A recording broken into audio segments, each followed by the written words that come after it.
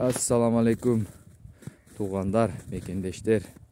Айнықса малина менен, клубника менен, ежевика менен, смородина менен, облепиха менен жана башка мөмөлөр менен алектенген туғандар. Bir жыл мурда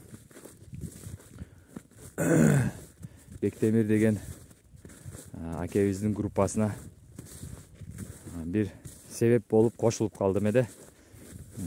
Анын администратору Жылдыз деген айымыбыз бар болчу. Азыр деле болсо керек. Бар, менимче бар. Ошондо мен Жылдыз менен таанышып, бир толо суроолорду берип, анан кеңештерди берип, алардан кеңеш алып жүрдүм эле. Өзүм Алтайский крайдын Поспелихинский райондун тургуну болом, Россияда. Ошол жерде момундай жерлер бар менде. Ошо мезгилде айткан элем, сунуштап бош жерлерим бар, айдоо жерлер. Так мына азыр жер эмес, бирок ушул жердин тегерегинде 38 гектар жер бар. Анда акыркы жолу гречка өскөн, горох өскөн. Ошол жерди иштетелик. Группага мен жазылып калайын, группадан бир аз жери жок, же акчасы бар жери жоктор болот. Келечекте Кыргызстанда сиздер мына азыр массовый турда баштадыңар. Жер баасы көтөрүлүп кетет деп ошондой эле прогноз бергем. Чындагы эле жерлер аябай көтөрүлүп кеткен. Анан тыгын болуп кетти, жер аз. Албетте мынча эмелерди ачып алгандан кийин жерлерди алып алып,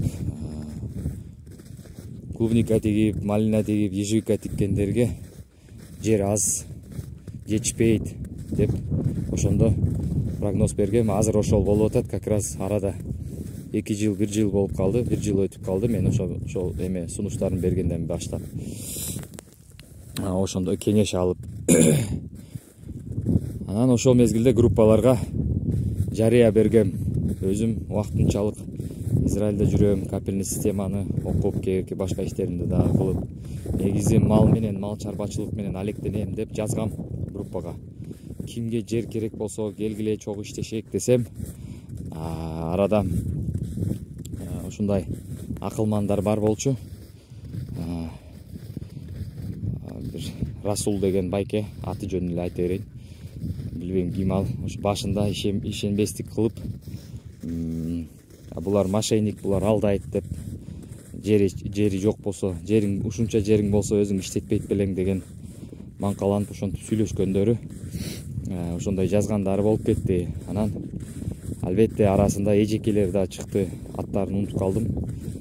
Булар мошенник, жериң болсо өзүң иштетпейт белең деп.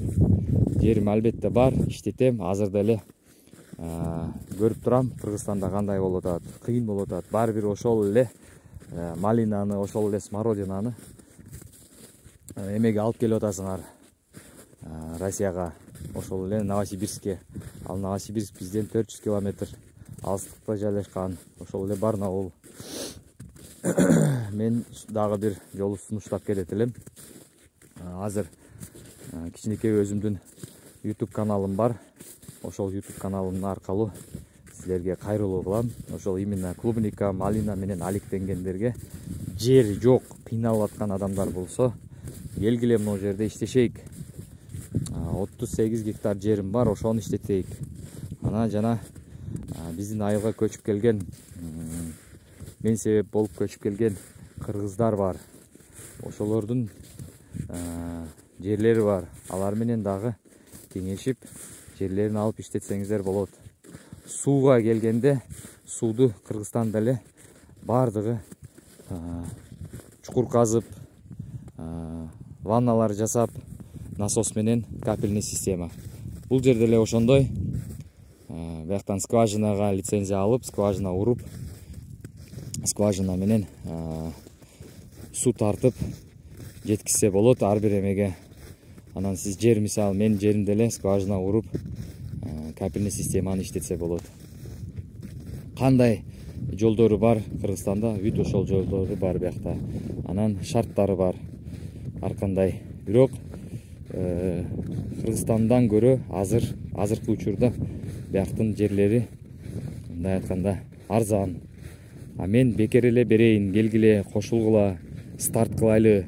Ошол 38 гектар жерди кимдин колунда бар, балким акчасы бар, жери жок, же жерди иштетип атып ар кандай себептер менен жерлерин арендага алып алган мезгили түгөнүп калышы мүмкүн, ал баалар көтөрүлүп кетиши мүмкүн. Рентабельность деген бар да. Рентабельность жакшы болгону менен айлык адамдар 15 сомдон жыйнагандар азыр 40 сом, 50 сомдон жыйнап калыптыр. Ошо менен бүт нагрузка ошол дыйкандын башына тиет. Албетте кийин ошол киришеси азайып кете берет. Себеп аренда жерлер көтөрүлдү, жыл сайын көтөрүлөт, алмашат. Ошентип суу маселеси, кыскасы чыгашасы аябай чоң. Анан эркин өзүң ошол арендага алган жериңди эркин иштете албайсың Кыргызстанда. Көп адамдар, мен билгендер, алып туруп 2 жыл, 5 жыл иштетип туруп дагы арендага алгандар. Анан ошол баягы келишимди бүзүп аренданы көтөрүп койгон күндөрү дагы болуп атат. Ошондой кыйынчылыктар менен же ушундай кандай десем туура эмес жолдорду алып алып, туура эмес жолу менен баштап калган адамдарга сунуштайт элем, келгиле ушул жерден мен жер берейин, чогуу иштешейик, партнер болоюк. Жерлер көп, андан да башка жерлер бар бул айылда. Бирок ал келечекте ошол эле азыркы 32 гектар жерди ишке салсак, 38 гектар жерди ишке салсак жакшы болот эле. Мен өзүмдүн колумдан келсе бир гектар жерге эле эмен бар, күчүм жетет. Сбыт, албетте сбыт Россияда бүт сиздердин малинаңыз, клубникаңыз сбыт биякта болуп жатат. Кызыккан адамдар болсо, ойлонуп, чечкиндүү чечим кылып мага чалыңыздар. Номерди видеого улап коем, ошону жазып коем. Сиздер тартынбай чала бериңиздер. Өзүм негизи азыр бүгүн канчанчы ноябрь болуп калды. Так, бүгүн 5 ноябрь. Талада жүрөм, мал кайтарып. Өзү негизи мал менен алектенем. Уй, кой. Ошо менен жерлерим бош турат, ошол жерлерди ишке салайлык достор. Биргелешип 3 жыл, 4 жылда сонун чоң иштерди кылса болот. Мурда мен жазганда көбү мен мошенник деп айткан, ошо бир эле атын эстеп калган эсимде жок. Ошол кишилер ошентип айткан болчу менин. Далили жок, бир маалымат бере албайт экенсиң, макул деп койгом ошондо. Эми ошолорго салам айтып коеюн. Азыр биздин айылга мен өзүм жалгыз бир биякта жашаган болчумун. Азыр 12 үй бүлө кошулду бияка. Үй алышты, жерлүү болушту. Булса дагы аларга көп жардам тийип атат. Үй алып бергенге жардам берип, жер алганга жардам берип, Кыргызстан жарандыгы бардыгы.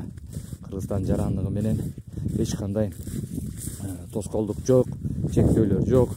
Бир гана ошол сельхозназначение жерлерди алганга укугу жок. Калган жерлерди баягындай ИЖС деп коет, индивидуальный жилищный строительствого жарайтырган жерлерди же үйдү жери менен сатып алганга укугу бар. Эч кандай тоскоолдук жок.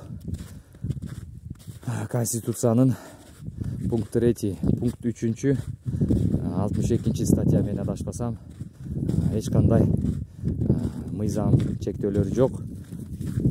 Алганга чет элдиктерге ошого келгиле, өзүңөрдүн колуңузда болсо мен дагы жардам берем башка жерлерди алганга. Бирок азырынча мен үгүттөгөнүм, мен жеримди иштетейик достор. Бош эле турат. Кимдир араңыздарда баары бир кыйналып аткандар бар азыр. Мен ошол эле мурдагы жазган шарттар менен эле сиздерге келишим түзүп, чогуу иштеткенге жардам берейин, биргишейик достор. Баары бир бара мына 2 жылдын ичинде дагы Кыргызстанда жер калбайт. Малинага, клубникага да азыр деле калбай жатат, көрүнүп турат. Өскөн баалардан эле билинип турат аренданын баасы.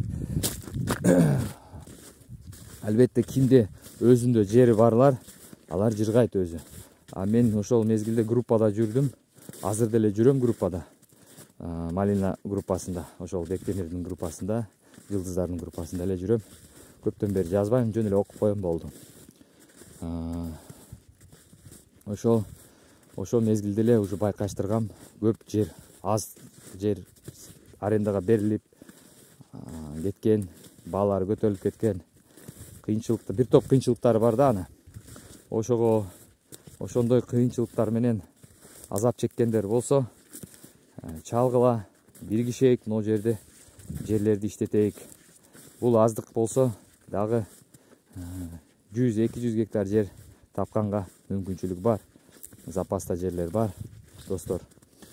Чалгыла, кеңешип, кандай шарттар, кандай жолдору менен ишти улантканга, ишти баштаганга кеңешебиз. Анан бириккенде күч болот, айтайын. Тамчы көл болот деп айтат. Ошого келгиле, чалгыла, иштешейик. Ошол клубникадан баштасак жакшы болмок, менин оюм. Малина менен баштаса болот, облепиха менен баштаса болот. Биякта бар жок өсөт. Дагы айтып кетейин, кайталап кетейин. Биякта коун дагы өсөт, дарбуз өсөт. Ошол коун дарбыздарды дагы пышырган адамдар бар. Биякта гектар пышырышат. Калган бүт картошка эмелер өсөт, бирок алар нерентабельный. Бүгүнкү спроско ушул клубника, малина, биздин айылда үйүнө клубника, малина, полька бүт бар жок бар. Айылдын ичинде өзүн жеш үчүн эле өстүрүп жейшет. Баары өсөт, бардыгы өсөт. Любой сиздердин сортторуңуз өсөт биякта. Эч кандай эмеси жок. Бир эле күз мезгили 10 күн, 15 күн эрте келип калат Бишкектен көрө. Эрте келип калат, бирок ошону дагы жолдору бар. Ошол эмелерден сабак алып келсеңиздер, Бектемирлерденби же Алшерекеданбы сабак алып келсеңиздер да болот. Сабак алгандар утат. Бияктын почвасы, айта кетейин, суглинистый почва. Суглинистый почвалар өтө ыңгайлуу болот ошол клубникага, башкаларга. Өтө ыңгайлуу болот. Кыскасы, мен көп маалымат бере албайм азыр. Видео аркылуу чалсаңыздар, кеңешип, биргелешип, ошол эмени чечейик, маселени. Сиздерге салам, Жылдызга салам. Жана группада мени тааныган адамдар бар, албетте. Жакшы, сиздерге дагы салам. Чалыңыздар, сүйлөшөбүз.